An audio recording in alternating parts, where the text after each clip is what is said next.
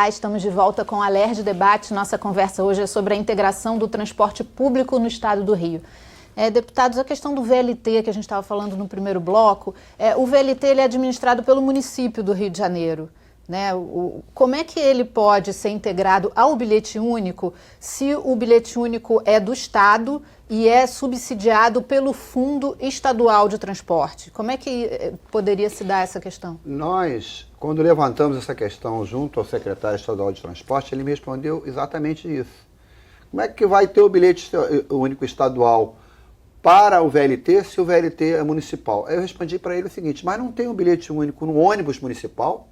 Porque se você vier da Barca e pegar um ônibus municipal, vale o bilhete único, e o ônibus é também a linha municipal operada pelo município.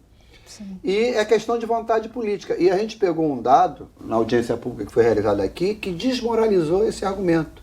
Quem é que opera o VLT? Eles dizem que é uma parceria público-privada. Então tem um consórcio. E quem é que é o dono desse consórcio que está operando o VLT? É dividido quase que igualmente em 4 partes.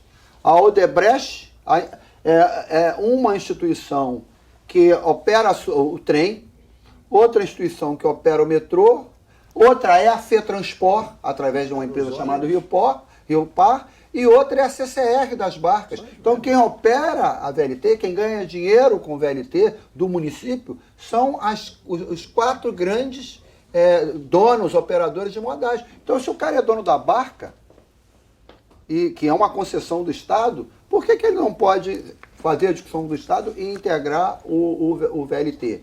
Então, não tem justificativa nenhuma. Primeiro, que já há integração com ônibus que são municipais, então, naturalmente, o VLT só é um outro modal. E até do ponto de vista da economia de transporte, o pessoal reclama que aqui nas barcas, com o fim do mergulhão, reduziu o número de passageiros. Você tem que tomar atitudes que aumentem o número de passageiros. O cidadão que vem da barca da Ilha do Governador, se ele vai para o Santos Dumont, de repente ele pode pegar o VLT aqui e agora pagando 2 passagens cheias, a coisa fica mais difícil. Fica pesado, né? O Estado, quando vai calcular o subsídio do bilhete único, ele deveria fazer um cálculo considerando a escala, isto é, a quantidade de viagens produzidas. Porque qualquer produto, ele vai perdendo preço se você o fabrica em grande quantidade. Chama-se escala. Quanto mais produto você fabrica, menor é o preço desse produto, né? Essa é a relação de consumo, né? O preço é função do consumo. Se você fabrica um produto que vende pouco, ele é caro. Se tu vende um produto que vende muito, ele cai de preço. Então, este conceito econômico tem que valer no bilhete único. Se você vai aumentando gradativamente a escala, aquele valor pode diminuir para subsidiar eventuais perdas do sistema. Mas não, aqui no Estado a escala não é considerada. E o que o deputado Gilberto Palmares está falando é o seguinte, hoje o VLT ele tem um uso turístico, ele tem um uso de passeio pelo centro, né? E, eventualmente, tem o uso também de transporte de deslocamentos a trabalho, estou tirando o lazer, a trabalho, ou a estudo, etc. Se você conecta o VLT nas barcas, por exemplo, você dá ao VLT a característica também de transporte regular para o deslocamento ir e vir, principalmente casa-trabalho, trabalho-casa, que é a grande vocação também do centro da cidade, além da vocação turística. E isso vai aumentar a escala do bilhete único, né? Então, eu acho que esse conceito econômico é que está faltando na interpretação. Quanto mais integração você dá, mais escala tem, produz mais viagem. Porque senão você vê, vai ficar o VLT, todo mundo dizendo, dá prejuízo, porque tem pouca gente. Então não é preferível ter mais gente com uma tarifa um pouco mais reduzida para quem fizer a integração em 2 modos de viagem? É um pouco isso, é o conceito de escala. Seria interessante também que se produzisse um estudo para saber quais são os deslocamentos que as pessoas estão fazendo no VLT. Né? Eu vejo sempre, quando a gente passa ali pela Rio Branco, né, eu vejo sempre o pessoal com mala dentro do VLT, uma mala pequena. Então, ou estão indo para a rodoviária, ou estão indo para o aeroporto. Então, acho que são 2 pontos importantes que o VLT está ligando. Assim, acho que seria importante a gente saber quais são, para que ele está sendo usado, quais são essas viagens, para que as pessoas estão procurando o VLT, né? Eu tenho um dado não confirmado, não sei se o deputado Luiz Paulo sabe a respeito, eu vou procurar saber que o contrato da prefeitura com o VLT, ele tem algumas cláusulas com relação ao número de passageiros que, se não atingidos, a participação da prefeitura é maior, quer dizer, o gasto público é maior. Então, essa preocupação em conectar, integrar o VLT com outros modais de transporte e, por consequência, ao baratear o gasto, aumentar o número de passageiros do VLT, se é verdadeira essa informação que eu tenho, ela é positiva, inclusive no sentido da prefeitura, quer dizer, usar menos dinheiro público nessa questão da empresa que explora o VLT. Há um desvirtuamento, no meu entendimento, do VLT.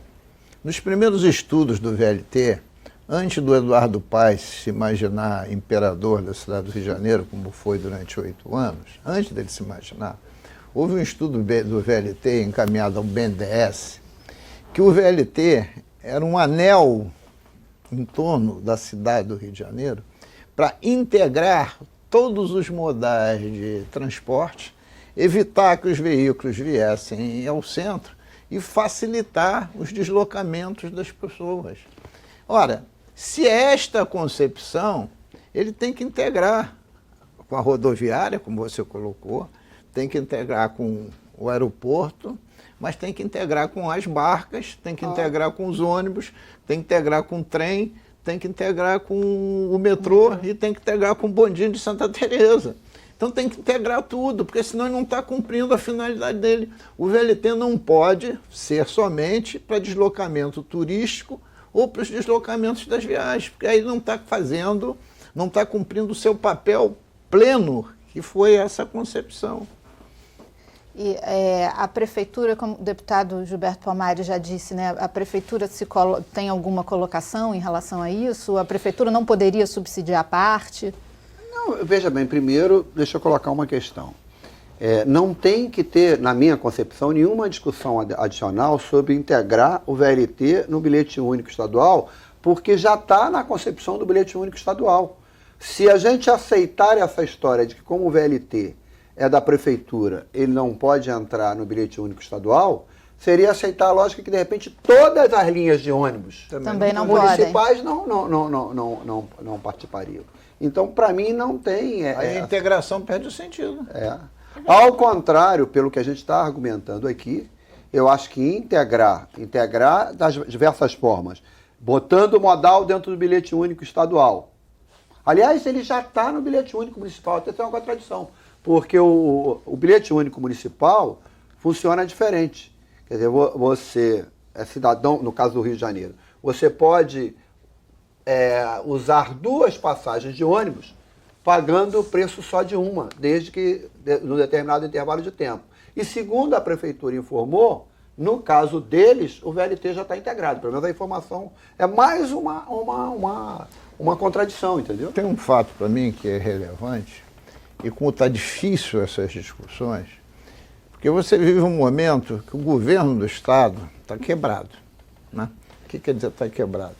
Tudo que você disser, a resposta é uma só. Não temos dinheiro. Né? Final de semana, está todo mundo discutindo os 100 primeiros dias do governo municipal. E alguns criticando. Eu achei injusto criticar, porque o governo não fez nada, então não precisa nada para criticar. Então não tem nenhuma proposta.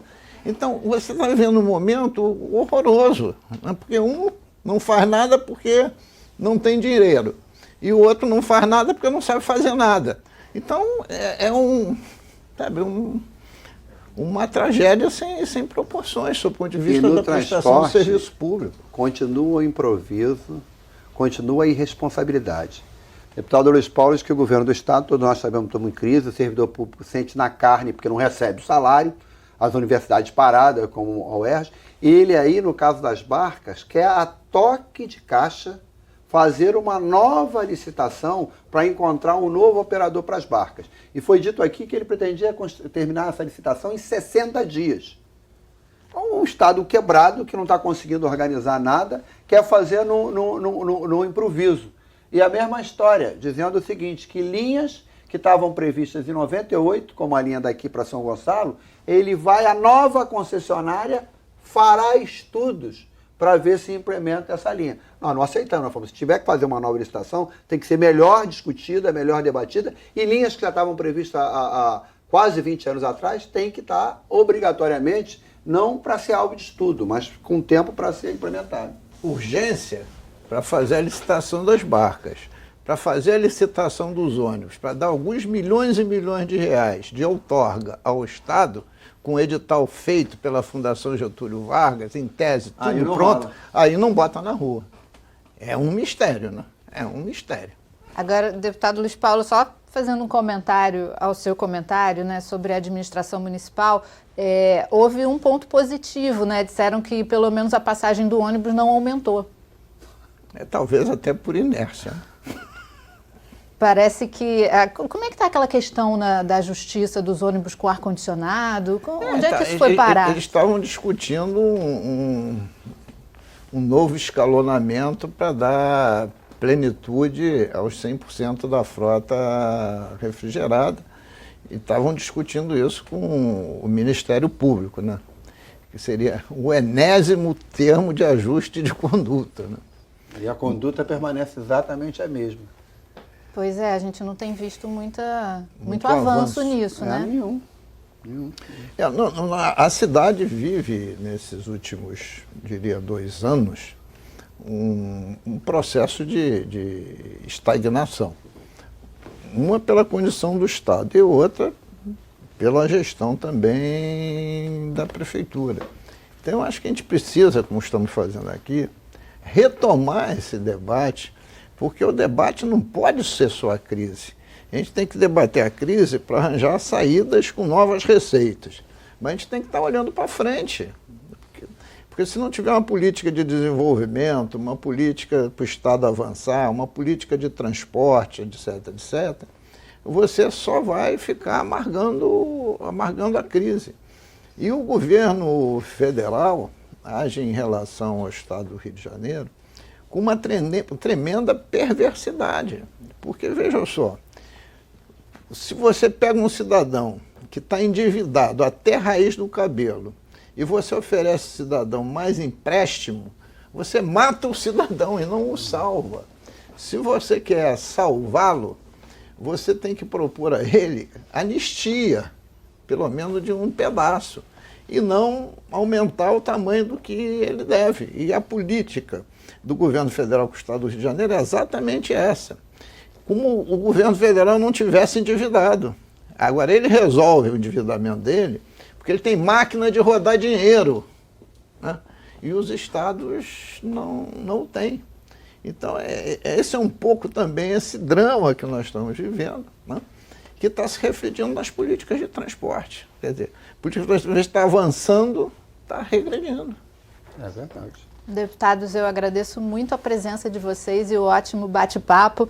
Agradeço também a você que nos acompanhou. Para rever este ou outro programa da TV Alerj, acesse o nosso site www.alerj.rj.gov.br. Até a próxima, TV Alerj, Canal do Povo Fluminense.